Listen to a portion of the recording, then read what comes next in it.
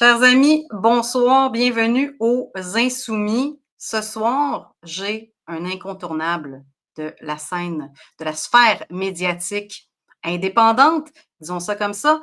Je me suis préparé une petite introduction. Des fois, je fais ça, j'aime ça, faire ça spontané. Mais là, je me suis dit, ah, ça vaut la peine de me faire une petite introduction. Mon invité ce soir est un passionné de géopolitique qui soulève des passions. Il a été l'un des premiers boucs émissaires du totalitarisme covidien. Il a été diabolisé par les médias, censuré sur les réseaux sociaux. Il est, à mon humble avis, comme je le disais, un acteur incontournable de l'actualité indépendante, qu'on soit d'accord avec lui ou pas. Il se surnomme lui-même parfois Dark Alexis. J'espère que c'est pas lui qu'on aura avec nous ce soir.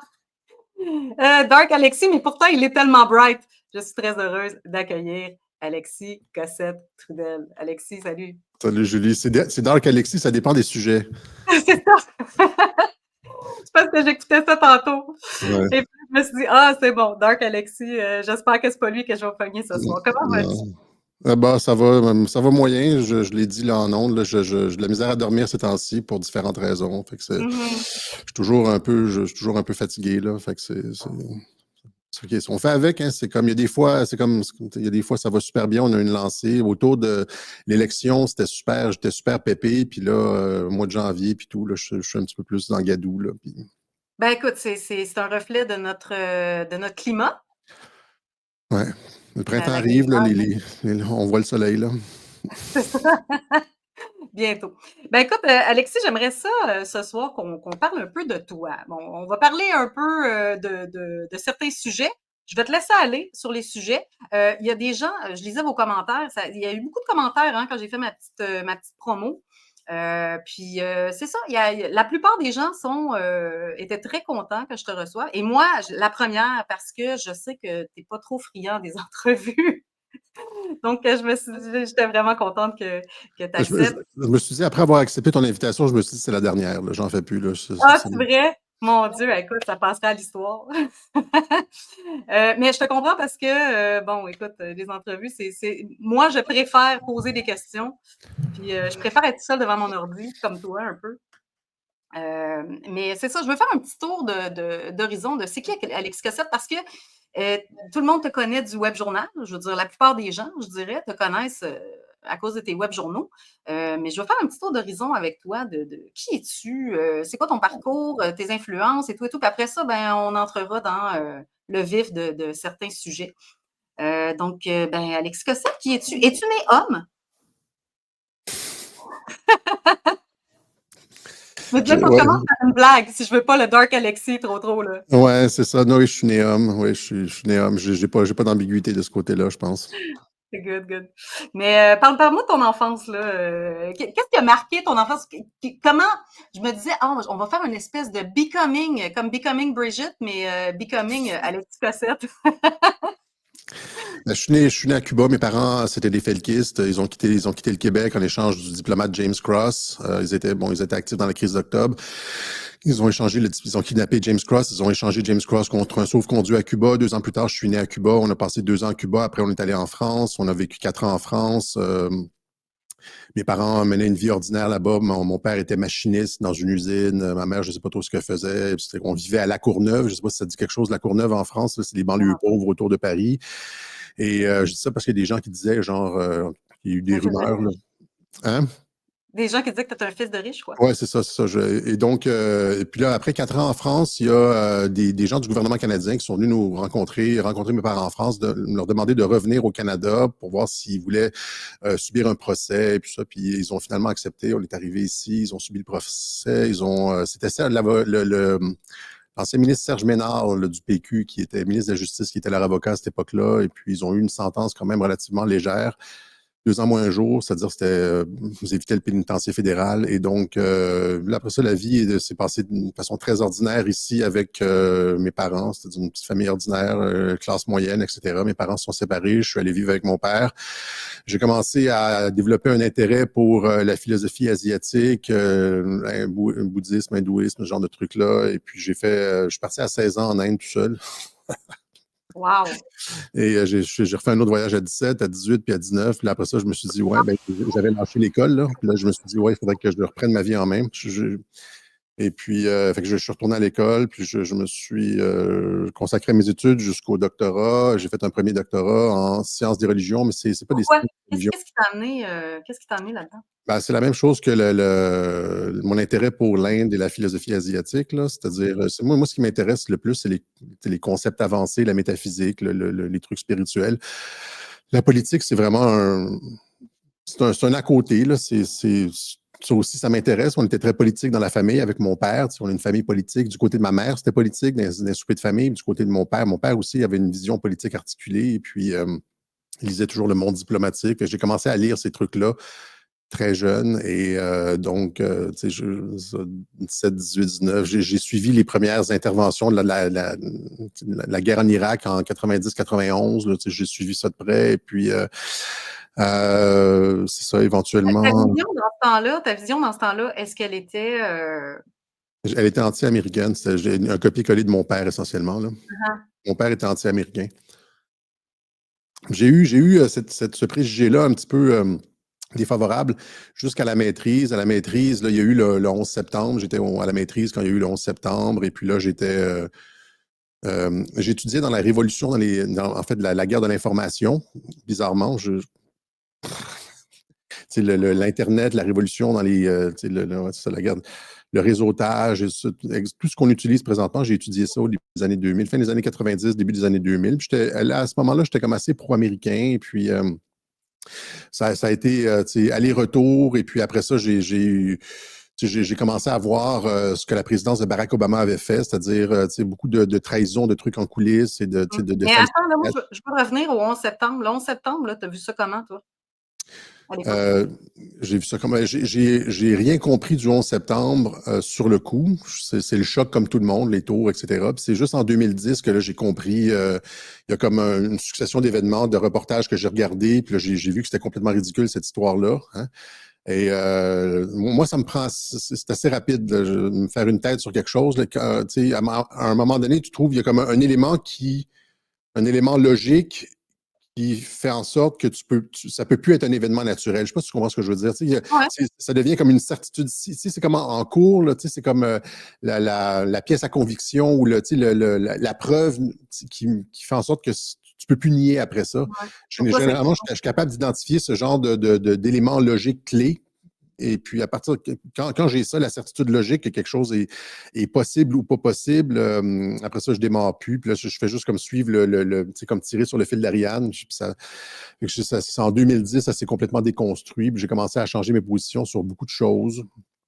C'est quoi? C'était quoi l'élément par rapport au 11 septembre? Tu dis il y a un élément, c'est-tu un ou plusieurs éléments? Je me rappelle plus exactement, là, tu sais, parce que c'est ça, ça se passe comme en dedans d'un mois. Puis moi, quand je suis sur un dossier, je fais comme du 10 heures par jour là-dessus. Fait que, tu sais, je passe une vidéo, une autre vidéo, une autre vidéo, une autre vidéo, une autre vidéo. Puis là, c'est comme dans la tête, il y a comme tous les liens qui se forment, là, tu sais, puis c'est comme c'est comme un petit peu comme dans A Beautiful Mind, là, avec Russell Crowe. Ouais. T'es humble, toi. C'est ça. Là, tu comprends qu'est-ce qui s'est passé. Puis là, donc, à partir de ce moment-là, tu comprends que les médias mentent. Je sais pas si tu comprends ce que je veux dire. Tu sais, là, tu vois que Ah, ben, ça certainement. se passe à l'intérieur. Tu sais, le gouvernement est dans le coup. Donc, si, donc ça. Et puis là, c'est comme, etc., etc., etc. Mais ouais. Il y a pas je me rappelle pas d'événements particuliers, mais je sais comment mon esprit fonctionne. C'est-à-dire, à un moment donné, il y a quelque chose qui fait comme, là, t'as comme claque, t'as comme c'est comme tu l'as. Un déclencheur. C'est plus juste comme une connaissance qui rentre dans le cerveau, puis avec laquelle tu joues, puis qui ressort de l'autre bord. C'est comme une conviction, ça devient une conviction à un moment donné. Et puis là, à partir de ce moment-là, c'est ça. Là, ça a créé une tangente aussi. Donc, c'est Là, ça. puis t'es rendu à parler de Barack Obama. Barack Obama, c'est ça, tu vois. Donc, là, on a commencé, au lieu d'être pro-américain, j'étais plus comme dubitatif, etc. Et puis, je voyais qu'est-ce qu'il essayait de faire en Syrie. Barack Obama essayait de déclencher une guerre en Syrie qui aurait déclenché la Troisième Guerre mondiale.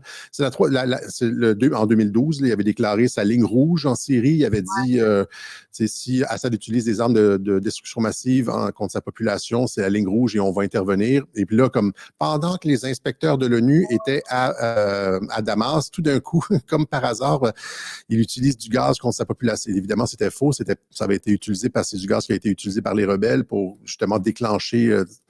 Et donc, là, je me rappelle pas pourquoi je disais ça, mais on a évité la Troisième Guerre mondiale à ce moment-là. Puis on est passé très, très, très près. Et puis, c'est la seule période de ma vie où est-ce que je suis devenu survivaliste. J'ai commencé à acheter des bonbonnes de propane puis de la nourriture sèche. Puis on est passé près à ce moment-là.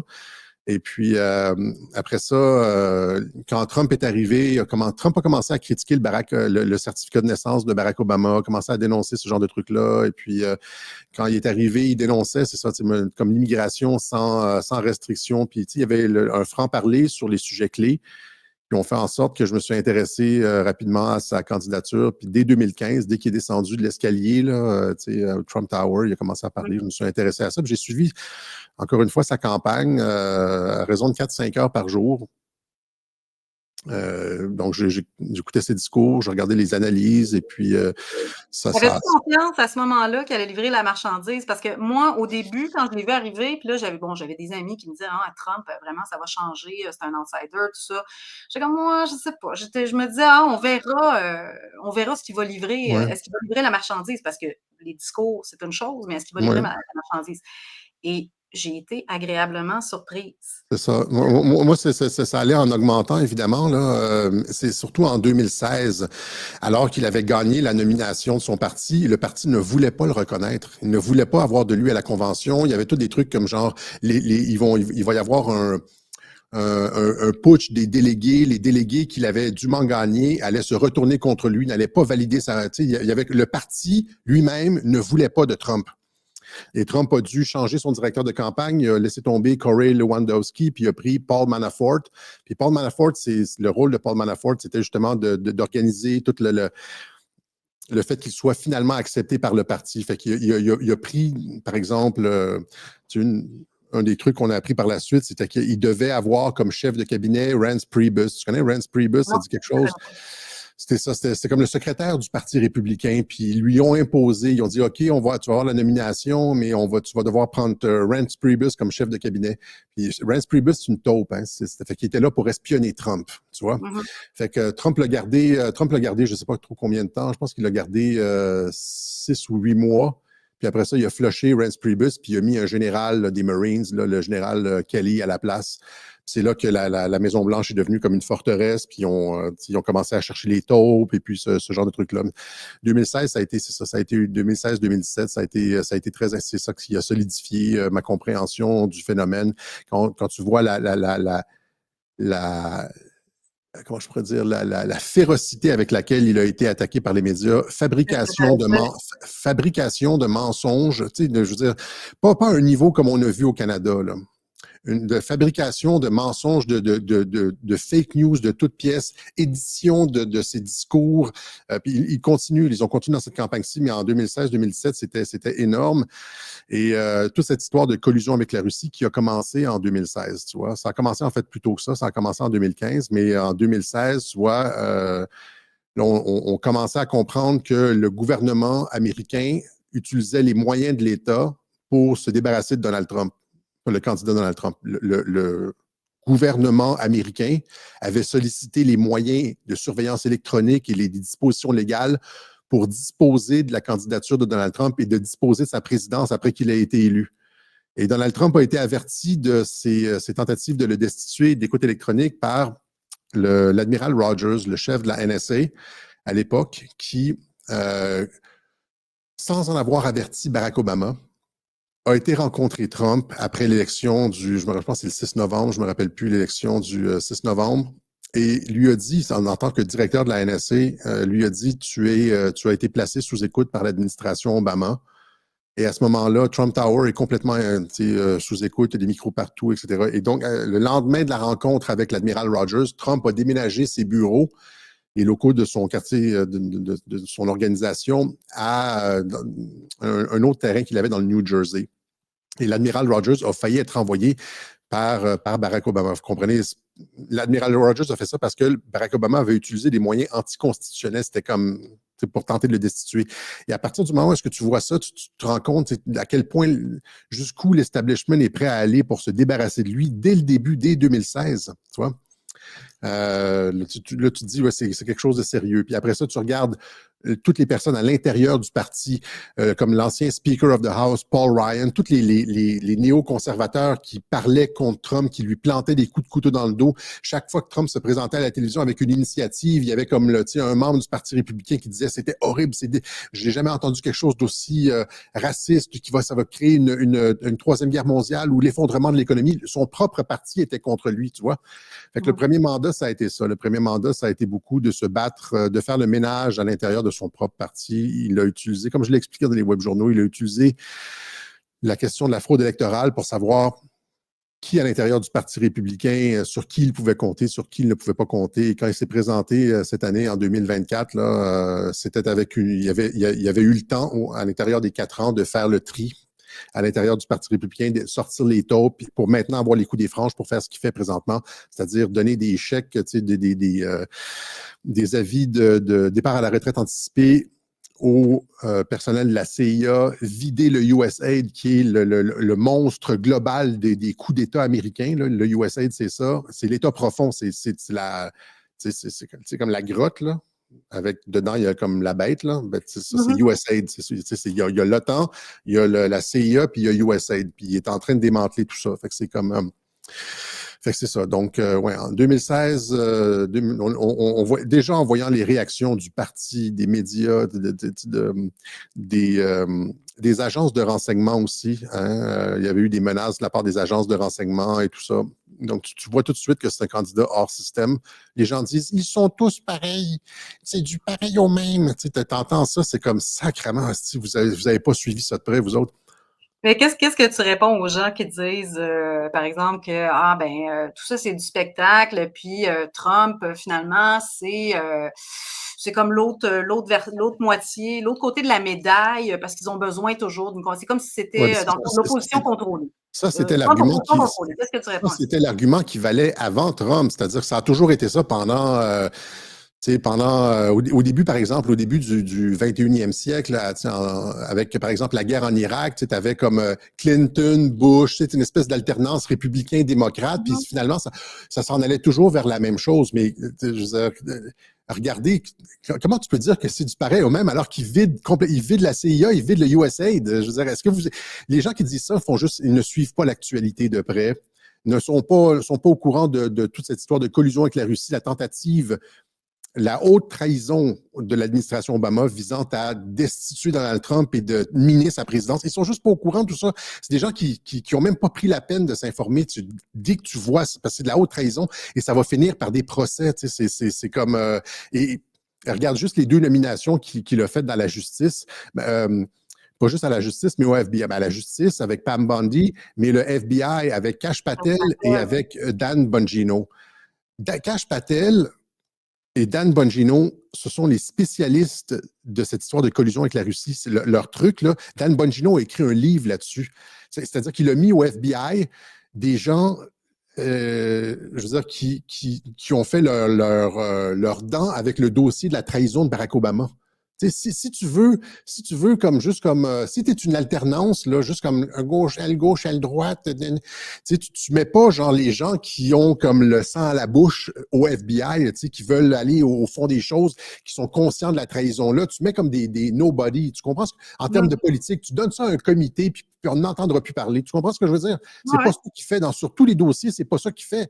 Sur tous les dossiers, il va au fond des choses. Il peut peut-être pas aller aussi vite qu'on veut, mais il y a cette volonté de régler les problèmes une fois pour toutes. C'est quand tu mets RFK à la santé, puis il s'attaque, juste le fait de même si RFK Junior restait sur son bureau les bras croisés pendant 4 ans, juste le fait qu'il soit là et le rayonnement que ça donne à tous ses livres, à tous ses entrevues, à tous les clips qu'il a fait, sur le vaccin, sur la varicelle, le vaccin, le Gardasil, tous ces clips-là, c'est braquer le projecteur sur tous ces discours et cette conscientisation du peuple américain.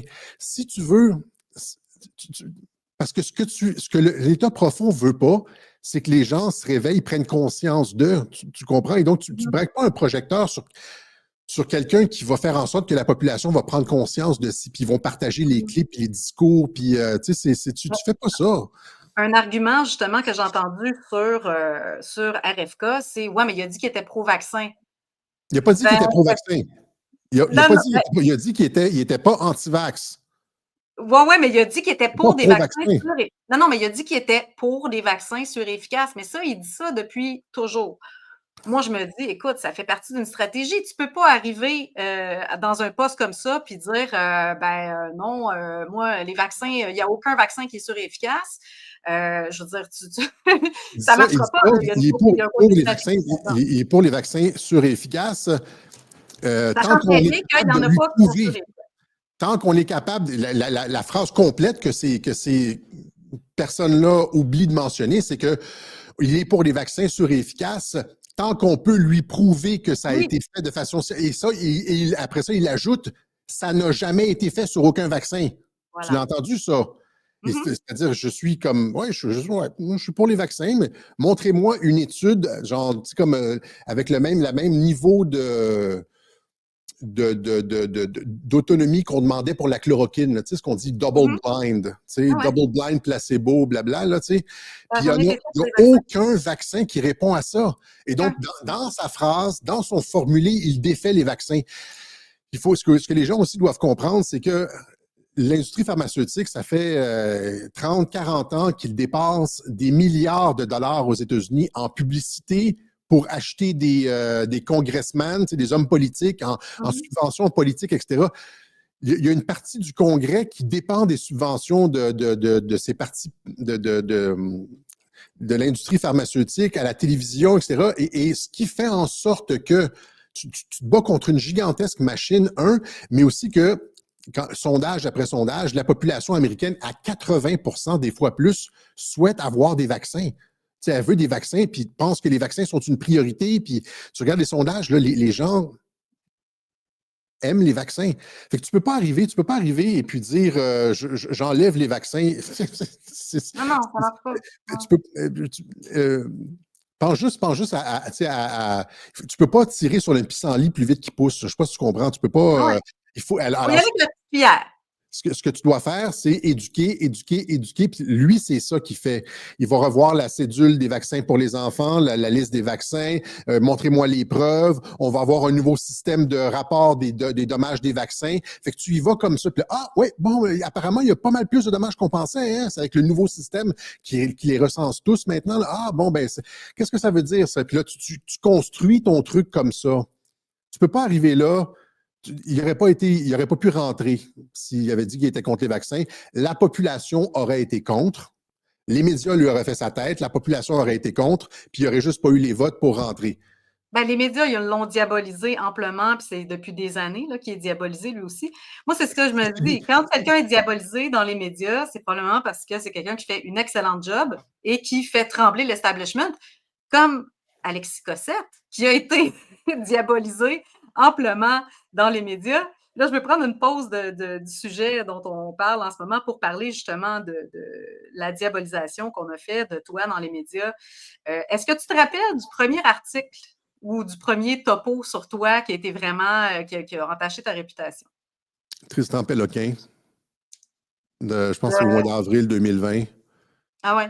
Ouais, ouais, il m'a écrit pour solliciter une entrevue. Puis là, je me suis dit, est-ce que je réponds, est-ce que je réponds pas? Finalement, j'ai dit non. Puis ouais, c'est ça. C'était comme c'était ce qu'on appelle un hit piece, là, une job de bras. Mhm, Et mhm. puis, ce qui est bizarre, c'est que ce qui est intéressant, c'est pas ce qui est bizarre, mais ce qui est intéressant, c'est lui, Tristan Péloquin, puis aussi les décrypteurs à Radio-Canada, là, c'est que tu lis leurs articles là, des années après, puis tu te rends compte finalement que tout ce qu'ils dénonçaient, on a eu raison là-dessus. Ou Oui. peut-être pas tout, mais genre peut-être 90% de ce qu'ils dénonçaient, on a eu raison là-dessus. Et donc, ils dénoncent du vent, tu vois. Mais et c'est pour ça que ça ne devrait pas exister, les fact-checkers. Là. Je comprends je comprends l'idée derrière le fact-checking. Généralement, il y a ça sur Twitter avec les community notes, là, genre le fait d'avoir de la contradiction, c'est pas nécessairement mauvais, mais c'est la façon dont ils font ça. Ils se sont drapés dans. C'est devenu presque un truc religieux, leur affaire de fact-checking. Eux autres, ils avaient la vérité, et puis les autres, alors que c'est pas du tout comme ça que ça devrait être. Et Ouais, c'est ça, Ben, cet article-là, je sais, je suis quand même un gars sensible, là, tu sais, j'étais un regarde, petit tiens, peu. on aime Alexis Cossette, dit Louise Bélanger. Il y a plein Ah, de monde c'est qui gentil. t'aime. Je Ça me fait rappelle, après avoir lu cet article-là, là, je me suis allongé. C'est là que je l'ai dit à quelques reprises. Je me suis allongé sur mon lit. Là, j'ai regardé le plafond chez nous. Là, puis là, j'ai dit, là, où est-ce que je suis rendu dans ma vie? Tu sais? et là, Tu sais? c'était le début de la fin. Ben, pas Ouais, le c'est début de ça. la fin, mais le début d'une longue série d'attaques. Où est-ce que je suis rendu dans ma vie? Là, tu sais qu'il n'y a plus de retour en arrière. Moi, je sais que je n'allais pas reculer. En fait, moi, c'est le contraire. Plus tu m'attaques, plus généralement, plus ça me stimule. Tu sais. Fait que plus il y avait Ouais, d'attaques, pareil. plus je répondais aux médias, plus je tirais des flèches, plus j'étais comme. S'il y avait une attaque le lundi, le mardi, je faisais un web journal. C'était comme. Tu sais, fait que mais c'est ça, c'est l'effet boule de neige. Puis là, après ça, il y a plus. Tu sais, quand tu vois le premier comme ça, c'est ça, je savais que ça allait plus être jamais pareil. Puis 2 mois plus tard, j'ai perdu ma job. Là, j'ai été appelé au comité, je sais pas trop quoi. Là. J'avais un Tu faisais quoi? tribunal de 3 personnes devant moi. Là. Puis ils sortaient mes tweets, puis les articles de journaux, puis ça correspond pas aux valeurs de l'entreprise, puis blablabla. Et puis finalement, j'ai perdu ma job. Mais j'ai eu au moins une compensation, une espèce de. On a négocié, le syndicat a négocié une prime de départ. Donc, Tu faisais quoi ça. comme job, si c'est pas trop indiscret? J'étais prof de français langue seconde, mais dans l'entente, on a convenu que je n'allais pas parler de Non, c'est correct. l'entreprise ou c'est ça. C'est correct. Puis, donc, c'est ça, mais en fait, est-ce que le fait d'avoir été. Moi, je me rappelle très bien d'avoir lu un article de Tristan Péloquin, même que je vais vous montrer, c'est lequel. Moi, j'étais en Chine à l'époque. Et puis, c'est ça. Tristan Péloquin, c'est un journaliste avec qui je discutais de temps à autre comme ça. Tu sais, je critiquais ses articles et puis, c'est ça, j'écrivais personnellement. Puis, mais on avait toujours une relation quand même respectueuse, tout ça. Et là, moi, je ne savais pas qui était Alexis Cossette jusqu'à ce que je lise l'article de Tristan Péloquin autour de YouTube de bannir Alexis Cossette. Et là, je lis ça, j'étais comme bon, OK. Puis là, c'est ça, ça dit ici, Alexis Cossette se dit victime de censure. Ben oui, mais je veux dire, on ferme sa chaîne. Et là, après ça, on dit à la fin, c'est ça, il se dit victime de censure. Et là, la décision de Google de fermer la chaîne de Radio-Québec est survenue quelques heures avant la mise en place d'une nouvelle politique d'utilisation interdisant les propos conspirationnistes liés notamment à QAnon. Mais je veux dire, peu importe là qu'on soit qu'on peu importe qu'on croit ou pas à QAnon, je veux dire, il n'y avait rien, il n'y avait pas des propos violents, il n'y avait pas d'incitation à la violence. C'est ça, c'est la limite de la liberté d'expression au Canada, c'est les propos violents, l'incitation à la haine, l'incitation à la violence. Donc, quand tu censures des gens, ben quand tu bloques des gens ou que tu déplatformes des gens parce que ils tiennent certains propos qui ne sont pas des propos violents, c'est quoi si ce n'est pas de la censure? Ouais, surtout que je parlais pas du tout de QAnon. Là. Ça faisait comme peut-être pas 1 an, mais ça faisait comme au moins 8 mois que c'était pas du tout. Depuis la pandémie, c'était comme même pas un sujet. C'était comme je parlais juste de la COVID là, à tous les web journaux. Il n'y avait pas de contenu QAnon et donc ils se sont trouvé une raison là. Mais de toute façon, maintenant, il se passe même de raison. Tu sais, quand ils ferment ta chaîne YouTube, là, tu as violé les Ouais. règlements de la communauté, puis tu sais jamais c'est quoi. Et puis, tu sais. Non, c'est Moi, ça, c'est jamais. quand ils ont fermé ma chaîne YouTube, tu sais, moi, je produisais des vidéos juste avec des trucs factuels, c'est-à-dire des études tu sais, peer-reviewed sur. Tu sais, quand je montrais des études dans les revues scientifiques, je montrais des gens qui parlaient, je montrais Arruda qui parlait, je montrais comme tu sais, un professeur sur un plateau français qui parlait, il y avait mon commentaire, puis c'était toujours sourcé, c'était pas. Tu sais, donc, mais ils ont été capables de trouver des raisons, là. Ouais, ben écoute, ben, en fait, il n'y avait pas vraiment de raison. Moi, je me rappelle avoir été censurée. Ben, en fait, ma chaîne YouTube, qui avait juste 7 vidéos dessus, dont le dernier datait de 2017, ma chaîne a été fermée. Ah, Euh, tu vois, ouais, ouais. j'avais rien mis dessus, là. Je veux dire, puis, mais c'est parce qu'il y avait des vidéos qui parlaient des vaccins. Donc, Hmm, j'imagine que peut-être qu'on était peut-être sur une certaine liste noire, ouais, hein, ouais, ouais, ouais. je sais pas, mais sur Facebook, j'avais été censurée parce que j'avais partagé une étude du CDC, tu sais, je veux dire, Ouais, c'est c'est arbitraire. ouais, ouais, complètement, Ouais. complètement. C'est n'importe quoi. Euh, Mm. mais où en es-tu aujourd'hui avec est-ce que ça arrive encore là qu'on publie des trucs à ton sujet dans les grands médias, ou est-ce que c'est Mm. seulement des gens de notre cœur, disons ça comme ça, qui te tirent dessus? Mais les gens de notre camp me tirent dessus sans vraiment me mentionner, là, peut-être à une exception près, là, mais Ouais.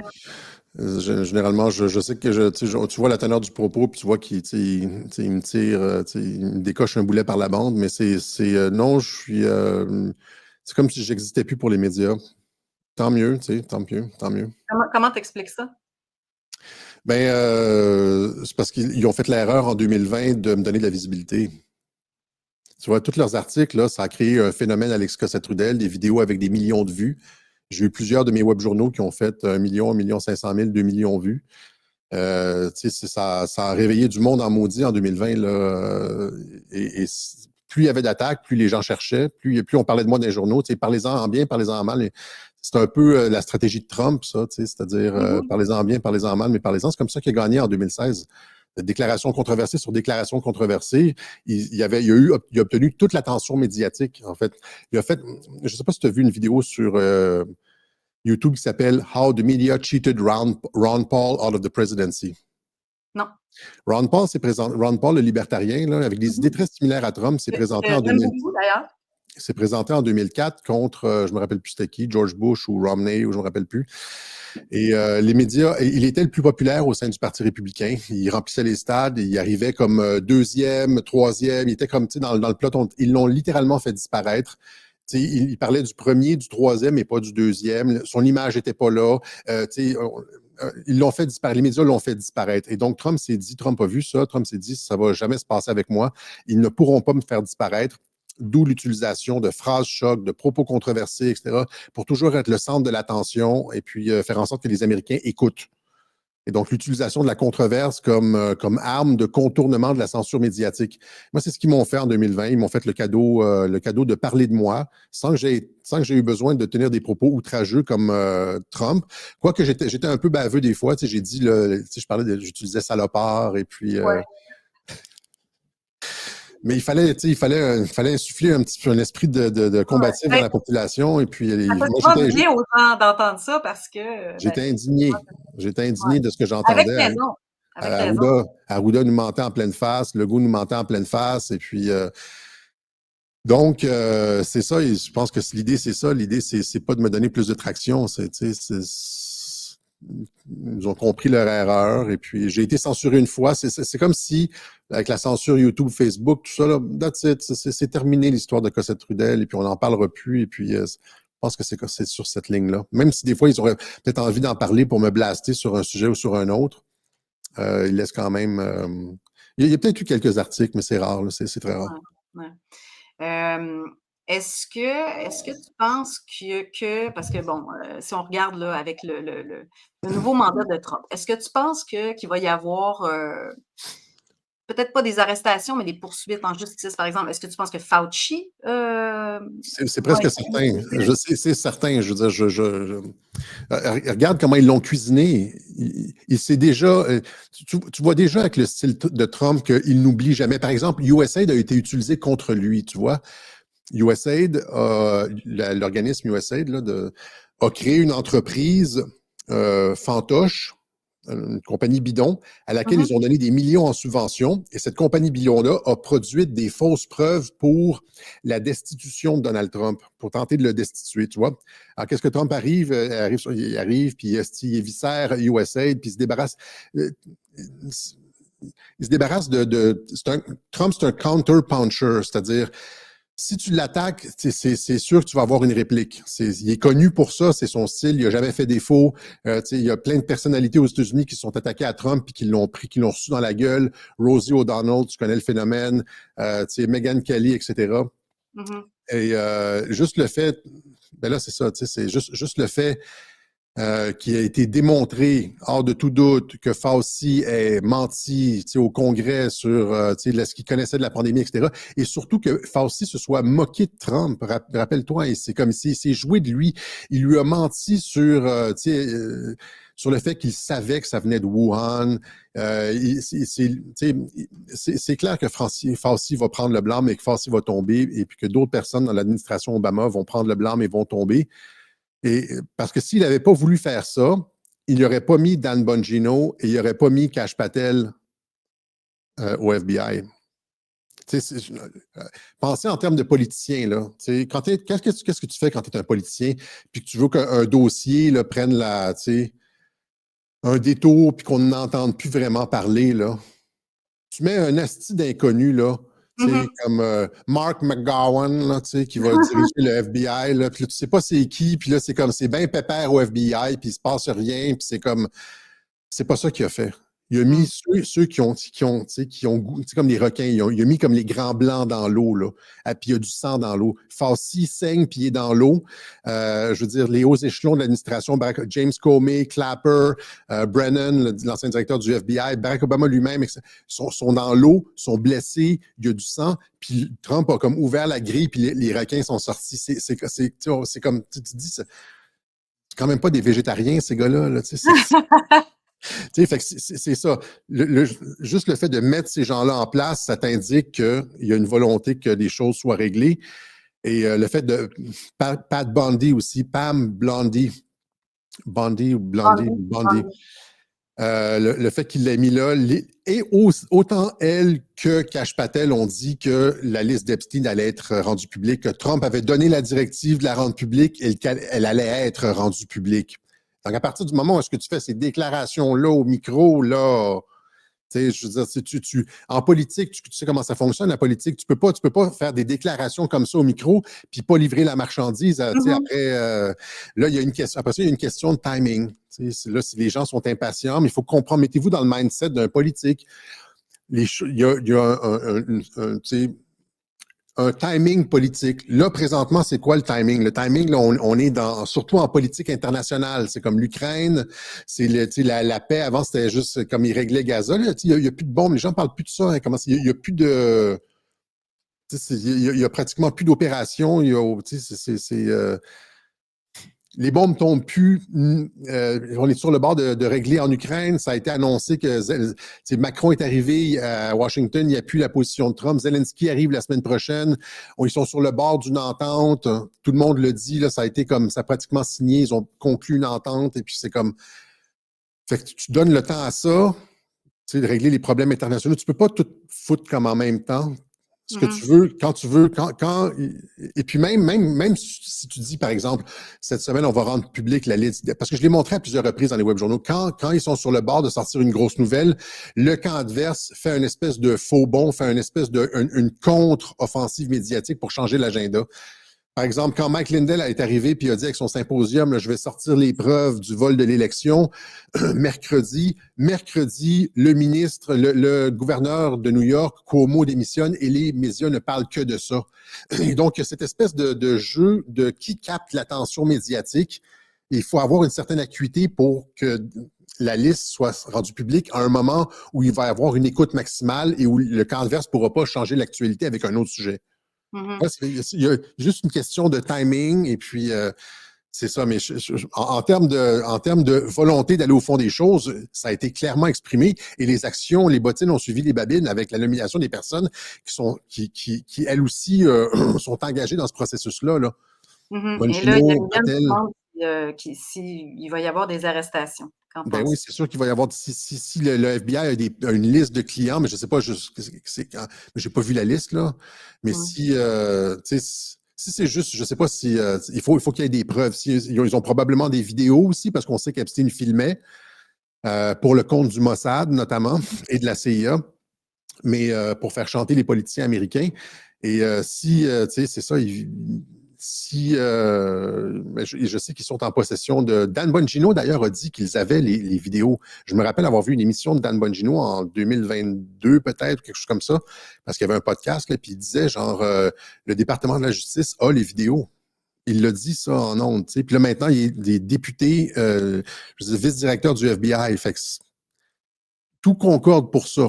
Je veux juste revenir sur l'Ukraine. On parlait de l'Ukraine tout à l'heure.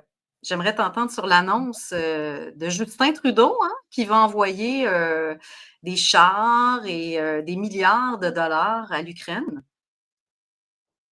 Est-ce qu'on se fait avoir? Ben, écoute, la réponse à la question, là, je pense. Tu veux que je te donne une réponse évidente, là? Non, mais c'est quand même intéressant là, comme décision. Je veux dire, alors que... Mais finalement, c'est tant mieux. Pas pour l'argent, là, mais pour le matériel militaire.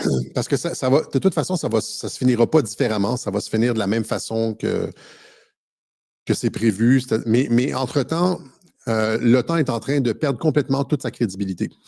Tu vois, il est en train de vider complètement tout son matériel militaire. Ils n'ont plus de but, ils ont plus rien. Les pays de l'OTAN sont saignés à blanc. Et ça, je l'ai expliqué ça aussi dans un des web journaux, c'est un des objectifs de Vladimir Poutine. C'est-à-dire de faire en sorte que, par exemple, Trump veut se débarrasser de l'OTAN, mais tu ne peux pas te débarrasser d'une gigantesque structure comme l'OTAN avec plein de pays européens et des votes en guerre, alors qu'ils sont comme plein de cash et plein de munitions, tu vois, et qui sont comme, ils veulent y aller, là, tu sais.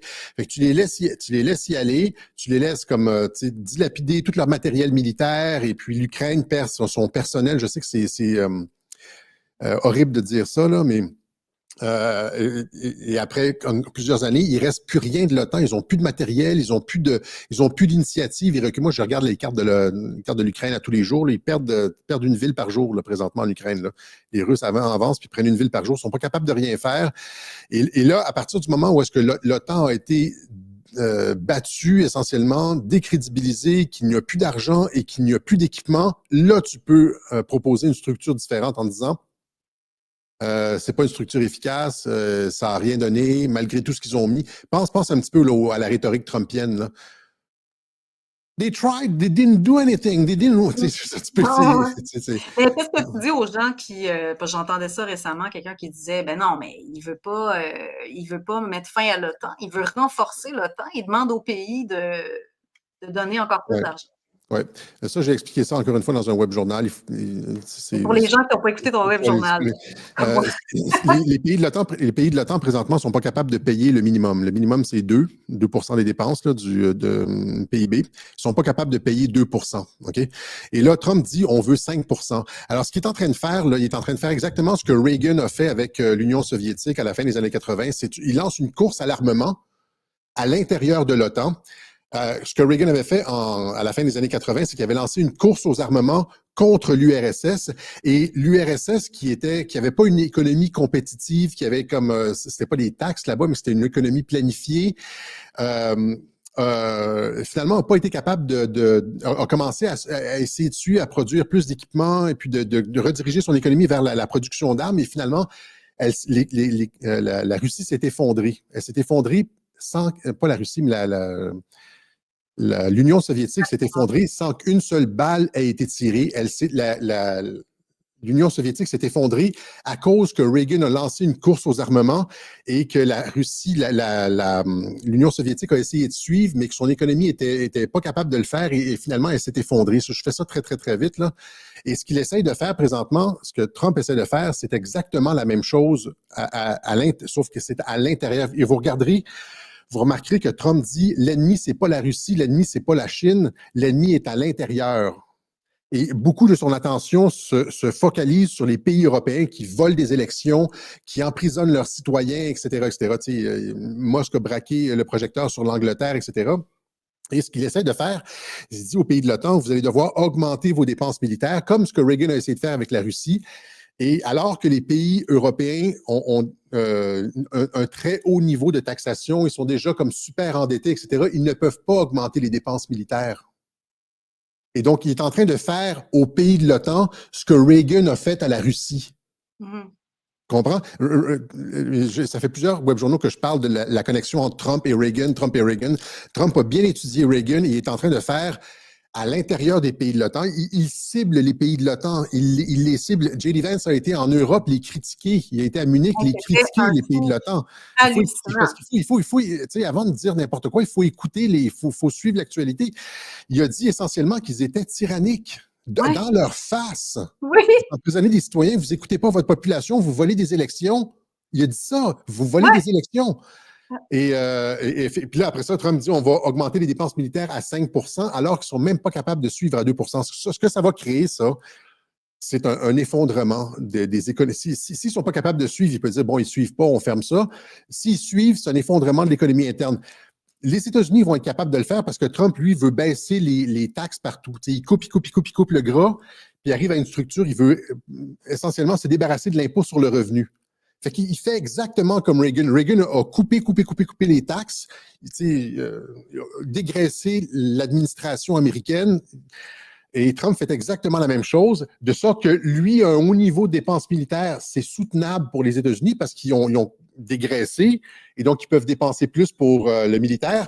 Mais tous les autres pays, le Canada, l'Angleterre, l'Allemagne, etc., qui sont comme super taxés, super endettés, etc.,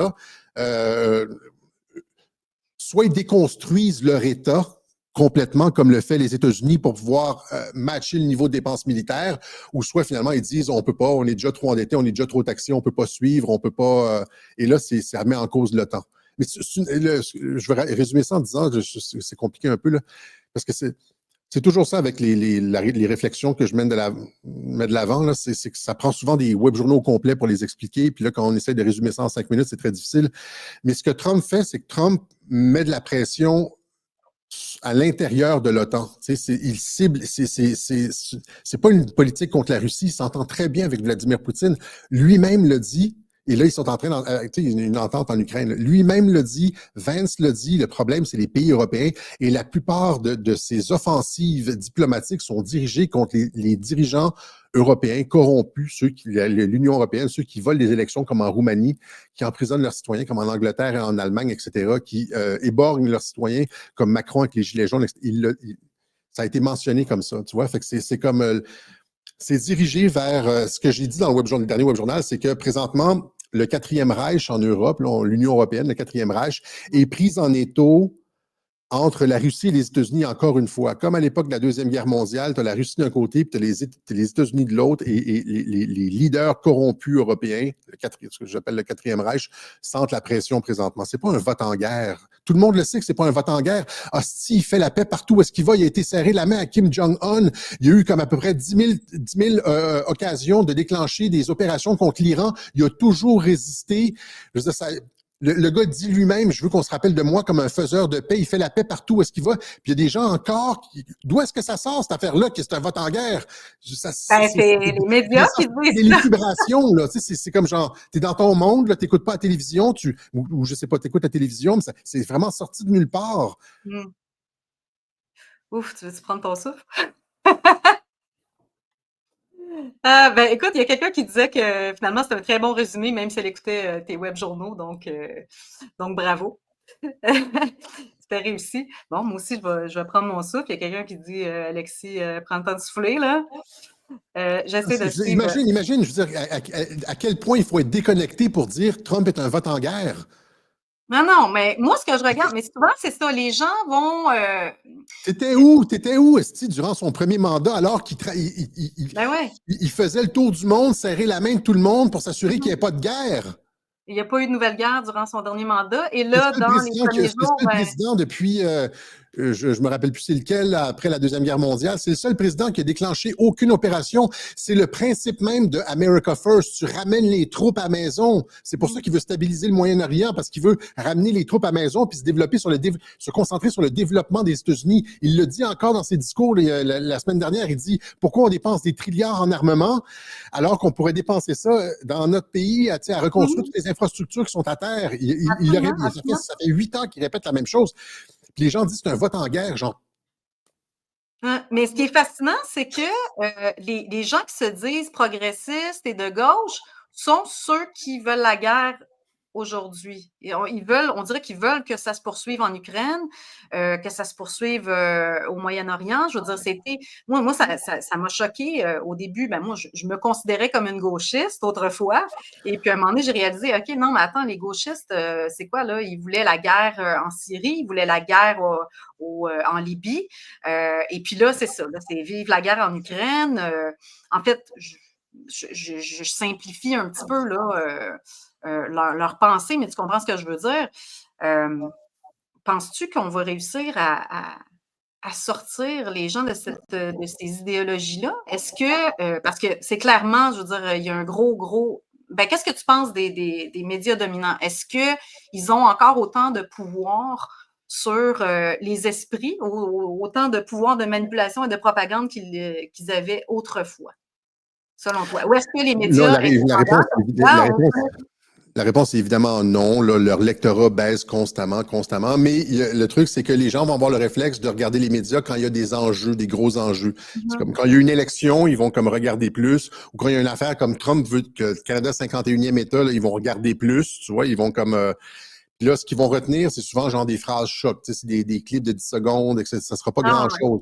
Mais généralement, non, la tendance, je veux dire, les journaux perdent d'un lectorat fou à tous les jours, à toutes les années, c'est des coupures.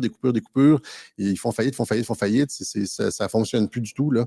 Ça, c'est clair. Et ce qui leur fait vendre la copie, c'est d'une certaine façon les déclarations choc de Trump. Il y a quelqu'un dans les commentaires qui demandait que tu nous parles de Mark Carney. On va changer de sujet. Veux-tu nous parler de Mark Carney? Ou t'aimes mieux parler de la Palestine?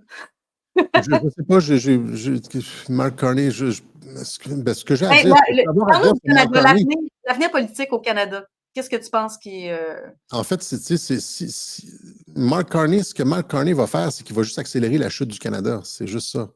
De quelle manière? Si tu mets comme quelqu'un qui veut, comme n'importe quel libéraux réélu, là, Trump va juste se donner à cœur joie, va s'en donner à cœur joie pour augmenter les tarifs, faire, comme, utiliser la méthode forte contre le Canada. Si c'est un libéral qui est élu, là, Mark Carney, etc., c'est le représentant du Forum économique mondial, c'est le gars genre des banques, c'est le gars de l'arnaque climatique, c'est toutes les saloperies de Trudeau, c'est un représentant de ça dans la ligne directe, là. C'est pas... c'est ça. C'est-à-dire, pour ceux qui veulent un 51e État, il y a des personnes là, qui disent « Moi, je serais bien américain, etc. » Et c'est le temps d'appuyer Mark Carney. Mark Carney va faire en sorte que le Canada va devenir très, très, très rapidement le 51e État. En tout cas, c'est ça, que le Canada va passer au blender. Ça va donner la justification à Trump de passer le Canada au blender avec Mark Carney. Si c'est quelqu'un d'autre qui est élu, comme Poilievre, etc., il y a d'autres avenues possibles, je pense. Oups, c'était pas ça que je voulais mettre. Il y a tellement de commentaires, c'est incroyable. Quelqu'un qui dit Alexis plus Julie, une bombe contre les corrompus. Yeah. Justement, parlant du 51e État, moi, j'ai pas regardé j'ai vu que tu avais fait un web journal sur la fin du Canada. J'ai pas eu le temps de le regarder, malheureusement. Ouais. Cette histoire-là du 51e État, là, écoute, ça vraiment, les médias sont partis, là, étaient en feu complètement. Moi, quand j'ai vu ça, cette déclaration-là, je me suis dit, ben écoute, c'est provocateur, mais Ouais. si tu fais ça du jour au lendemain, c'est quoi ta vision de ça? Pourquoi il aurait fait ça? Pourquoi il aurait parlé de ça? C'est quoi le but? C'est parce que le Canada, essentiellement, le Canada aurait beaucoup de difficultés à exister s'il n'y avait pas le commerce avec les États-Unis. Donc, les États-Unis ont vraiment le gros bout du bâton. Ce que les gens doivent se rappeler, là, ce que j'ai rappelé aussi dans les web journaux, c'est que le Canada a livré une guerre. Le Canada de Justin Trudeau a livré une guerre à l'administration Trump. Ils ont invité les troupes chinoises à s'entraîner au Canada. Il y a eu la question des postes de police chinois ici. Il y a eu tous les transferts. Rappelle-toi les transferts de matériel biologiques, là, des pathogènes extrêmement dangereux du laboratoire de Winnipeg directement à l'armée de libération chinoise. Là. Et le Canada, Trudeau laissait des scientifiques qui travaillent avec l'armée populaire de Chine là, travailler au laboratoire de Winnipeg, prendre le laboratoire P4, là, prendre les échantillons, les envoyer pour le programme d'armes biologiques de la Chine. Et la Chine a dit dans des documents que la Troisième Guerre mondiale allait être une guerre gagnée ou livrée par des armes biologiques, des armes, notamment des armes biologiques, genre destinées à des populations spécifiques où il y a comme la recherche. RFK en a parlé, on parle de ce genre de laboratoire-là en Ukraine aussi. Et donc, c'est la question des armes biologiques, dont la COVID, possiblement, est une question très, très, très, très chaude. Et Trudeau a participé à autoriser la participation du Canada au programme d'armes biologiques chinois. C'est une trahison directe face à nos alliés. Et d'une certaine façon, c'est compréhensible qu'il y ait de la rengaine, et que Trump veuille faire payer, notamment à Trudeau, sa trahison.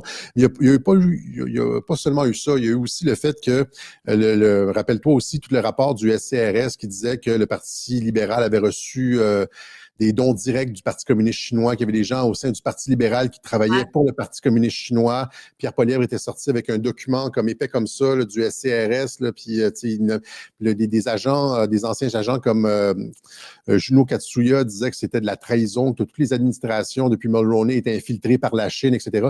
Fait que les États-Unis ne peuvent pas se permettre d'avoir un paquebot chinois comme une casquette chinoise en haut des États-Unis, là, tu sais.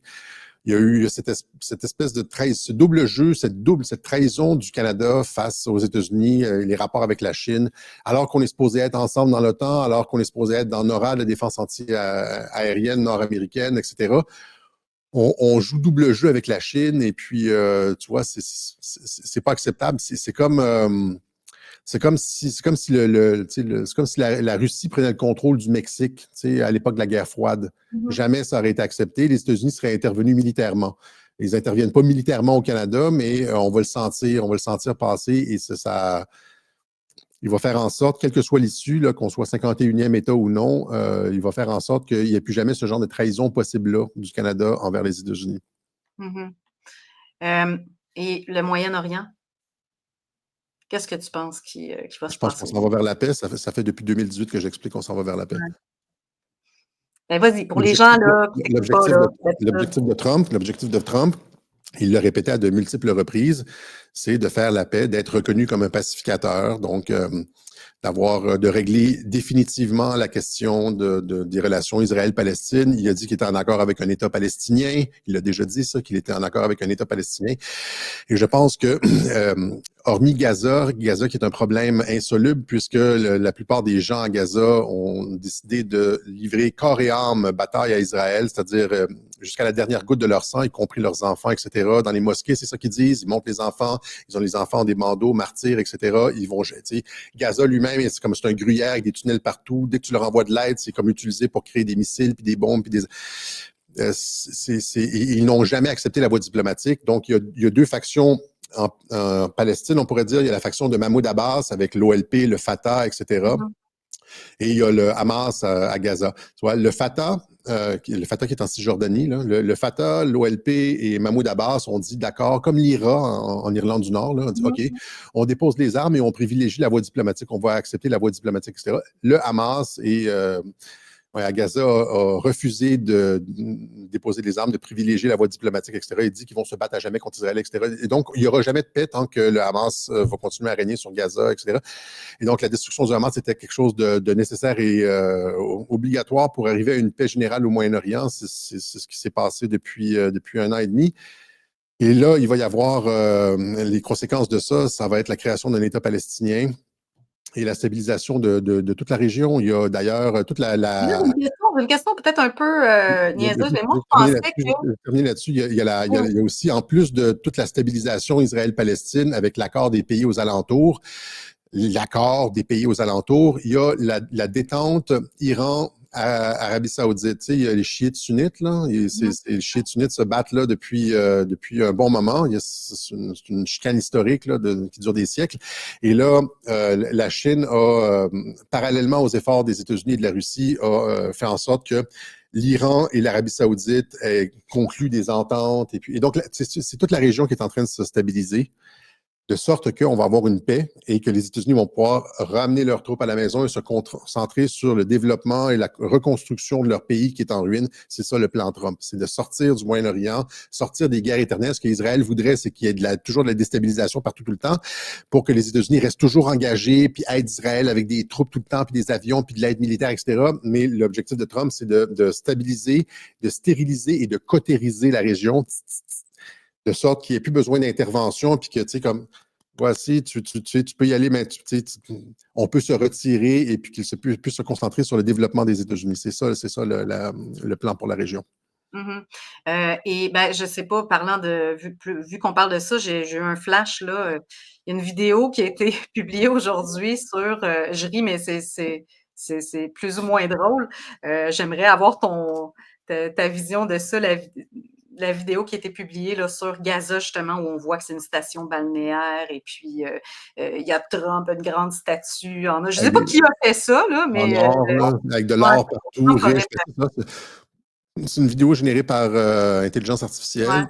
Ouais. Et puis, ça montre, ça montre un peu comme un Gaza en Dubaï, là. Ouais. Ça ressemble à Dubaï, c'est ça. Donc, station balnéaire, au lieu d'être des larmes et du sang, là, de la mort, des larmes et du sang, ben c'est le contraire. C'est la plage, c'est le fun, on mange là-bas, c'est les hôtels, c'est... Ouais. Il y a quelqu'un qui dit que Gaza, il y a beaucoup de ressources naturelles. Oui, c'est probablement être utilisé. Ouais, si quelqu'un doit construire Gaza, ça va probablement être utiliser les ressources naturelles là-bas pour le développement. Après ça, il va y avoir des négociations, qui a quoi, comment, etc. Mais ouais, ce qui est important à savoir, c'est que c'est pas Israël. Dans aucun des plans Trump, Israël prend le contrôle de Gaza. Les gens disaient ça, l'Israël va prendre le contrôle de Gaza. Non. Ben, moi, dans la déclaration qu'il avait faite en disant, bon, le plan pour Gaza, ben, en fait, je résume de mémoire, là. Il disait que dans le fond, c'est ça, qu'il allait demander aux pays voisins d'accueillir les Palestiniens et puis qu'il allait reconstruire Gaza et puis que, dans le fond, qui allait vivre après, là, c'était les citoyens du monde. Finalement, moi, l'impression que ça me donnait, c'est comme s'il disait, au fond, c'est comme, pas qu'il blâmait les victimes, c'est pas ça. C'est comme s'il disait, au fond, ces gens-là se font bombarder, donc ils sont aussi bien de s'en aller. Et ça, je trouvais ça Ces gens-là bombardent. Il y a des Ces gens gens-là qui ont été bombardent aussi. choqués. Ces gens-là, les gens à Gaza, les supporters du Hamas à Gaza, il y a des gens innocents à Gaza qui ne sont pas des supporters du Hamas, mais les supporters du Hamas, dans toutes les mosquées, partout, il y en a plein. Là, c'est comme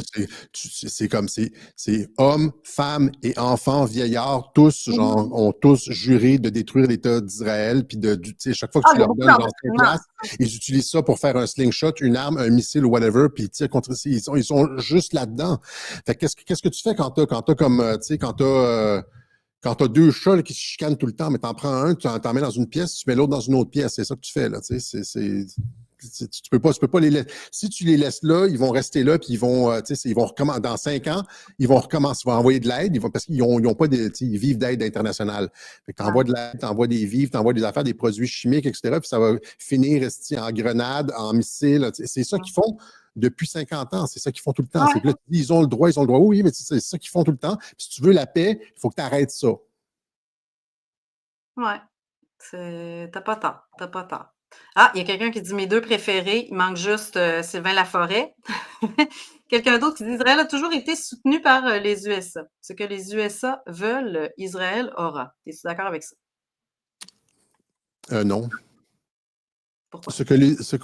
Répète-moi. Ce que les États-Unis veulent, Israël aura. Israël a toujours été soutenu par les États-Unis. Ben là, ils vont se faire imposer un État palestinien, là. Ça, ils ne voulaient pas, là. Ils vont se faire imposer un État palestinien. Il n'y a aucun scénario de paix dans la région qui n'inclut pas un État palestinien. Ils vont se faire tordre un bras pour se faire imposer. La Russie, il y a 150 pays, je pense, qui reconnaissent déjà un État palestinien. 147 ou 143 pays dans le monde qui reconnaissent un État palestinien. Trump a dit qu'il appuie un État palestinien et il est en mesure, justement, de tordre le bras de Netanyahou parce qu'il contrôle, justement, Israël a besoin d'aide aussi et donc il contrôle l'aide. Et il Donc, contrôle des dossiers, il contrôle les dossiers comme le 11 septembre, tu sais, genre, tu vois, il y a plein Israël, ça fait 50 ans qu'Israël espionne aux États-Unis, fait chanter, fait toutes sortes de choses, tu vois, et les États-Unis, là, Trump a ça entre ses mains, tu vois. Et donc, Trump est capable de faire chanter Israël, est capable de dire, là, maintenant, tu signes. D'ailleurs, c'est Trump, juste regardez la façon qu'il a imposé le cessez-le-feu à Netanyahou. Tu sais, quand il est arrivé en fonction le samedi d'avant, il a dit ça s'arrête, il a envoyé son envoyé spécial, il a dit ça s'arrête, c'est un samedi, là, c'est le Shabbat. Puis là, Netanyahou ne voulait pas y aller. Puis l'envoyé a dit, tu sais, rencontre à 10 h du matin dans le bureau, puis là, ça s'arrête, puis il n'y a plus de bombardement, puis il n'y en a plus depuis.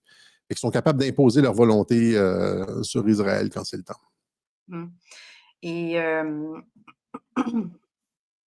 attends, j'ai perdu mon idée. Là. Je voulais te poser une question par rapport à ça. Donc, selon toi, c'est vraiment, on doit s'attendre à une paix au Moyen-Orient. En gros, c'est ça. C'est ce que Trump veut depuis son arrivée. C'est comme ça qu'il veut qu'on se rappelle de lui. Il l'a répété à 1 million de reprises. Ah, c'est ça. Avant qu'on se quitte, parce que là, il nous reste 10 minutes, je voulais absolument qu'on parle du phénomène de l'opposition contrôlée et des gens que l'on dit black-pilled. Tu dois en avoir autour de toi. Moi, j'en ai autour de moi. Non, je n'en ai pas. Moi, t'en as pas? Je les bloque toutes. Je prends même plus la peine. Je prends même plus la peine. Rendu où est-ce qu'on est maintenant avec toute l'information qu'on a eue, quand tu regardes tout ce qui s'est passé, etc. Si t'es blackpill rendu maintenant, c'est un désordre, il y a comme un problème de personnalité, c'est comme principe d'opposition, tu sais, comme comment on dit ça, là, genre il y a quelque chose qui. Tu regardes, soit t'es de la vraie opposition contrôlée, c'est-à-dire il y a des influenceurs qu'on sait qui sont payés, qui reçoivent des avantages pour sortir des affaires, là, comme toujours semer le doute, etc. L'État profond ne contrôle pas seulement que les médias, ils ont aussi une stratégie sur les réseaux sociaux avec des influenceurs de leur camp. OK? Ces influenceurs-là, l'objectif, c'est de créer la division, semer la zizanie, etc. Et donc, à part ces gens-là qui sont qui en font comme presque une profession, là, le reste, c'est des gens qui sont soit très mal informés, qui se font influencer par ces gens-là, ou bien c'est juste des gens qui sont comme toujours, qui sont jamais capables psychologiquement de voir soit la réalité, puis ils sont toujours dans des gens extrêmement pessimistes. Non, tu sais, c'est comme quand on se parlait au téléphone, je t'ai dit, c'est comme un chat qui a été battu, là, il est toujours dans son coin en boule, tu l'approches, puis il veut rien savoir, mais il y a des gens qui sont comme ça, qui ont été comme échaudés durant la COVID, qui sont extrêmement déprimés, tout est négatif, puis qui voient jamais rien de bon, puis c'est pour ça que je les bloque, tout ce monde. Tu essaies de leur expliquer, les arguments rationnels ne fonctionnent pas, et c'est pour ça que et ça tire tout le monde vers le bas. Ça tire tout le monde vers le bas. Fait que Ben, c'est sûr que moi, je pense que ça fait partie. Je pense qu'il y a des gens qui sont comme ça, je veux dire que c'est pas. Je pense pas que tous ces gens-là soient payés, évidemment, mais je pense qu'il y en a certains qui font partie de la guerre cognitive, hein, qui sont là pour diviser. Il y avait d'ailleurs une page de la défense canadienne où il parlait de l'agenda. Je pense que c'était pas l'agenda, c'était. Je me rappelle pas, mais en tout cas, il parlait de la guerre cognitive, puis il expliquait que, dans le fond, ça sème le doute et ça crée la méfiance des alliés. Exact. Donc, voilà. Exact. Donc, il nous reste environ 6 minutes. Est-ce qu'il y avait quelque chose dont tu voulais parler? Quelque chose dont je ne voulais pas parler, c'était de Warp Speed, mais de quoi? Warp Speed, là, mais Warp Speed? Vas-y. J'en ai tellement parlé. Parce que, tu sais, les gens disent, ça, c'est une des choses que les gens reprochent beaucoup à Trump, Warp Speed, etc. Évidemment, j'ai fait 3 web journaux là-dessus où est-ce qu'on va dans les détails, puis on explique quels étaient les choix du président, alors qu'il lui avait déclenché une pandémie. Tu sais, la pandémie, c'était politique. On voulait pas qu'il se représente, on voulait changer les règles électorales, on voulait fermer le monde. Ce qui s'est passé avec c'est qu'ils ont littéralement fermé la planète, right? Ils ont les gens font souvent l'erreur avec ça, avec Warp Speed, en pensant que l'objectif de la pandémie, c'était la vaccination. L'objectif de la pandémie, ça n'a jamais été la vaccination. Il faut voir plus loin que ça. L'objectif de la pandémie, c'était le grand reset, Agenda 2030, etc. Les villes 15 minutes, ils avaient déjà, tu te rappelles-toi, quand la pandémie est sortie, le livre, Le Grand Reset, était déjà prêt. Hein? Et donc, l'objectif, c'était pour arriver au Grand Reset, pour arriver à une refonte complète de l'économie et des rapports humains. Qu'est-ce que tu as de besoin? De quoi tu as besoin? Tu as besoin de détruire tout ce qu'il y a d'existant, de préexistant. Tu dois recommencer sur des nouvelles bases. Comment tu détruis ce qui est préexistant pour arriver à quelque chose de nouveau? Un reset, le mot le dit, une réinitialisation.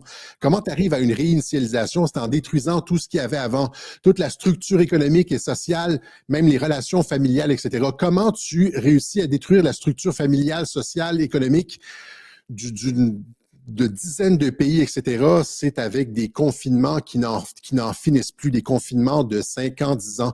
Ils l'ont tous dit. On a parlé d'immunité. Jeff Fillion à Radio X m'avait posé la question, comment ça se fait qu'on a arrêté de parler d'immunité naturelle? Tu te rappelles de ça? On a parlé pendant 2 semaines, puis je dis, ben, c'est parce qu'ils préparent l'arrivée du vaccin. Tu vois? Ça, c'était en 2020. Et ils ont tous dit, de la ministre McCann jusqu'aux États-Unis, ils ont tous dit que la seule façon de sortir de la pandémie, c'était avec un vaccin. Ouais. Dès mars, hein, dès mars 2020. Là. On va sortir de la pandémie. Puis là, quand est-ce qu'on va sortir du confinement? Quand est-ce qu'on va sortir du confinement? On va sortir du confinement quand on va avoir trouvé un vaccin. Ils l'ont tous dit. Combien ça prend de temps, Julie, sortir un vaccin? Actuellement, c'est 10 ans. Ça nous amène à 2030, agenda 2030, 2020-2030.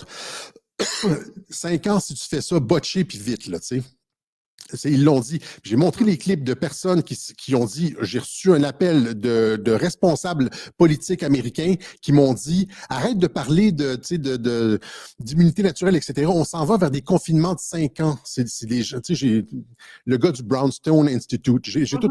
Donc, le plan, c'était des confinements de 5 ans à 10 ans.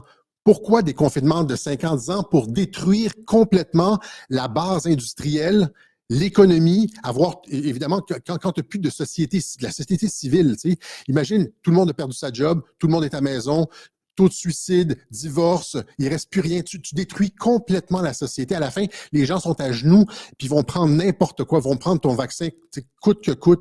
Tu as tes villes 15 minutes, tu as ton système de couleurs, tu as ton bracelet, tu as comme, tu sais, c'était le plan de Lockstep, finalement, des Rockefellers. Le plan, c'était la grande réinitialisation.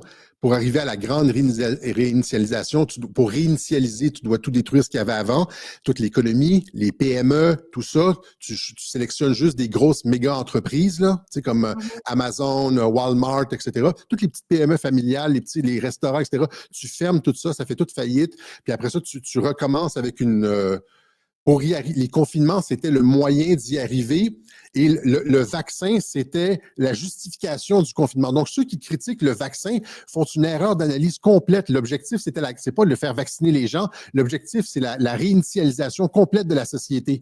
Ce que Trump a fait, c'est qu'il a dit, ça va pas se passer comme ça. Vous n'allez pas détruire l'ensemble de la société, les vies, les familles, les jobs, l'économie. Vous n'allez pas tout détruire. On va sortir le vaccin en un temps record comme ça, puis on va donner aux gens le choix. Exactement. Et il y a des gens qui disent non, c'est lui qui a. Non, c'est pas lui qui a obligé, qui a mis des obligations vaccinales nulle part. Là. Imagine s'il ne l'avait pas fait, s'il avait dit non, nous n'allons pas sortir de vaccin. Comment les médias auraient spiné ça? Ça aurait été la fin de Donald Trump, ça aurait été la fin de toute possibilité de reconquête, puisqu'on aurait dit, les médias auraient eu le loisir de dire tous les morts qui s'accumulent à partir d'aujourd'hui, c'est à cause du refus de Donald Trump. Et là, ils auraient pu continuer la pandémie pendant 5 ans. Ils auraient juste continué la pandémie pendant 5 ans et en disant Donald Trump a refusé le vaccin. 2021, Donald Trump a refusé le vaccin. 2022, 14 millions de morts, Trump a refusé le vaccin. 2023, on est rendu à 28 millions de morts, Trump a refusé le vaccin. 30 millions de morts, Trump a refusé le vaccin. Je ne sais pas si tu comprends. Alors que 80% des gens, 90% des gens en pandémie voulaient un vaccin. Tu peux pas aller contre 80-90% des gens. Tous les sondages le montrent. Les gens les gens avaient peur, voulaient un vaccin. Dire non au vaccin, c'était la fin du mouvement MAGA de reconquête et toute la destruction de la CIA, la destruction du USAID, de l'État profond qu'on est en train de voir présentement n'aurait pas pu avoir lieu. ça aurait été la fin de la carrière politique de Donald Trump. Les médias auraient pu dire c'est à cause mettre toutes les morts sur son refus du vaccin, son refus irrationnel et anti-scientifique du vaccin. Et finalement, on aurait obtenu la même on aurait obtenu la même chose parce qu'on ne serait pas s'il avait refusé le vaccin, s'il avait dit non au vaccin, là, comme les gens veulent, là, les Black Pill, la pandémie aurait juste continué, puis on aurait quand même eu la destruction de toute la base économique et sociale. Fait que il y avait deux possibilités. Dans les deux... Warp Speed, c'était la seule façon de sortir. C'est-à-dire que si tu les laissais développer le vaccin, sans faire Warp Speed, mettons, il ne fait pas Warp Speed. On ne fait pas Warp Speed. On va juste terminer là-dessus. Là. On ne fait pas Warp Speed. Ça prend 5 ans, 10 ans sortir le vaccin. On arrive avec une destruction complète des familles, de la vie, des jobs des gens, de la société civile, de l'économie, toutes les suicides en hausse, il ne reste plus rien. C'est comme dans le film Soundbird, là, c'est comme l'économie contrôlée à 100% par le gouvernement. On devient un pays essentiellement communiste avec l'armée devant les distributions de nourriture, le genre de choses, là, après 5 ans, 10 ans. Là. Donc, si tu les laisses sans faire Warp Speed, si tu les laisses développer le vaccin, ça prend 5 à 10 ans, on a une destruction complète de la famille, de l'économie et tout. Et après ça, si tu dis non au vaccin, comme ils auraient bien voulu qu'on fasse, ben tu as la même chose parce que le vaccin ne sort pas. Fait qu'on reste en confinement. 3 ans, 4 ans, 5 ans, 10 ans. Il n'y a pas de vaccin. Fait que Trump a dit non. Fait qu'il n'y a pas de vaccin. Fait que tu arrives quand même à une destruction de la famille, de l'économie, de la société civile, etc. La seule façon d'y arriver, c'est de les prendre de court, de dire on va faire ça instantanément, de faire en sorte que les gens n'aient plus peur. Tu sais, comme tu dis, on a un remède, on a un remède, on n'est plus en pandémie, là, on a un remède. Tu sais, mais c'est le libre choix. Puis là, tu n'as pas de destruction. Il y a eu des pertes économiques majeures, là, des milliers, dizaines de milliers d'emplois perdus, des gens qui ont fait faillite, etc., puis des suicides, puis tous les drames sociaux. Puis ça, c'est seulement avec Warp Speed. Imagine si on n'avait pas eu Warp Speed, tous les drames sociaux qu'il y aurait eu. On serait encore dans la pandémie, asti. On serait encore dans la pandémie. La seule façon d'arriver à préserver notre vie, notre société, l'économie, les familles, etc., la prospérité, puis c'est de sortir le vaccin le plus rapidement possible. Puis après, tu te retournes contre les compagnies, tu fais...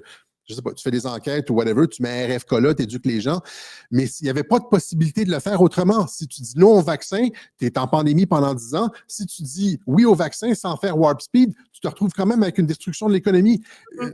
Je l'ai très mal expliqué, mais... Non, c'est très bien expliqué. On peut être d'accord ou non avec toi, mais moi, je trouve que c'est un point de vue qui est très, très valide. La seule façon de préserver la société civile, les familles, les jobs, puis de retourner à une vie normale, c'était l'opération Warp Speed. Toutes les autres avenues nous mènent à une destruction complète et au grand reset. Si vous gamez ça dans votre tête, là, faites-y une espèce d'arborescence là, c'est un choix oui, non, là, vaccin, oui, non, etc. Vous allez arriver à la conclusion que toutes les autres options que Warp Speed nous menaient au grand reset et à la destruction complète de la société. Écoute, sur ces belles paroles, il est 8h17, on a des fêtes. Belle tasse. Merci, Alexis. Vraiment, ce fut très, très, très agréable. J'apprécie toujours tes points de vue, même si je ne suis pas toujours d'accord avec toi. Et là, il y avait plein de questions. J'aurais voulu te poser plein de questions, mais tu étais parti. Tu es inarrêtable. Puis, souvent, c'est plus le fun de continuer à t'écouter parler que de t'interrompre et de te poser des questions. Où est-ce qu'on peut te voir? Je sais que les gens savent très bien que tu es à radioquebec.tv, mais ailleurs sur les réseaux sociaux?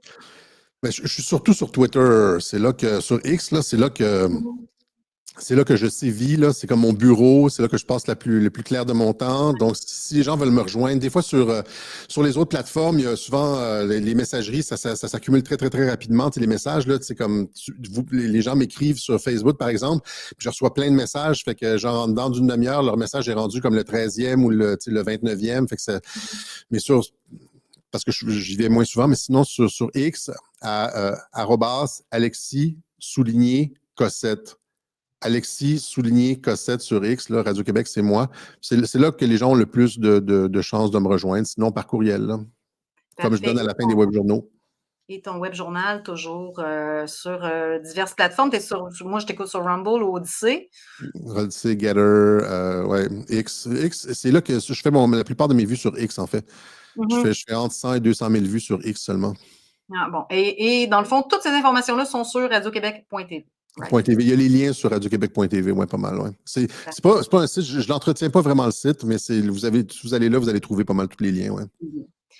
Merci beaucoup, Merci, Alexis Cossette-Trudel. Ça fut très agréable. Puis, merci de ben, écoute, l'invitation. j'aimerais ça te revoir. Puis, il y a plein de monde qui, qui aimerait ça te revoir aussi. En tout cas, on verra. Je pousserai pas ma loc, là, déjà là que t'es venu une fois. Merci beaucoup, Alexis. On t'apprécie Merci, énormément. Julie. Merci pour tout ce que tu Merci, as Julie. fait durant la COVID. Merci pour toute l'information que tu diffuses. Tes web journaux sont très, très, très factuels. Ton analyse, écoute, les gens peuvent être d'accord ou non, mais sur les faits, écoute, t'es assez dur à battre. C'est Donc, quoi la phrase? Je suis inattaquable sur les faits. Il y a une espèce de slogan là, ah, on peut-être. parle de moi en utilisant ça. Là, Oui, oui. encore une fois, Ben, moi, je trouve que oui. moi c'est parce que souvent, je remarque là, tu sais, que il y a quand même pas mal de fake news qui circulent. Puis souvent, les fake news sont pas sourcées. Puis je déteste ça quand je demande aux gens de me croire juste sur parole. Mhm. Je me sens toujours un peu mal à l'aise quand je dis quelque chose puis que j'ai pas quelque chose pour appuyer. Tu comprends? C'est comme si c'est Non, juste non, moi qui c'est le toujours dis. très Puis, étayé. ouais. Moi, Après ça, l'analyse, c'est ça, ça dépend si les gens sont d'accord ou non, mais c'est important. Puis pour ceux qui font de l'information, qui sont dans ton sillon à toi, Julie, ou dans le mien, qui font de l'information sur les réseaux, ayez des sources, montrer des toujours, articles avec toujours sourcé. oui, c'est ça. Préférablement le nom de l'article, parce que souvent on voit juste comme tu sais, Ah, le comme, titre, il n'y a pas le nom de l'organe de presse, là. Fait que c'est quoi son nom, là? Voice, People's Voice, là? People's Voice TV, c'est incroyable, c'est incroyable. Il raconte n'importe quoi. Mais c'est ça, le titre, puis sous la date aussi, parce que la date est importante. Tu sais. Mhm. Si c'était il y a 2 ans, 3 ans, c'est pas la même chose que si c'est hier. Fait que, Oui, et toujours un lien vers la source originale, mm. s'il vous plaît.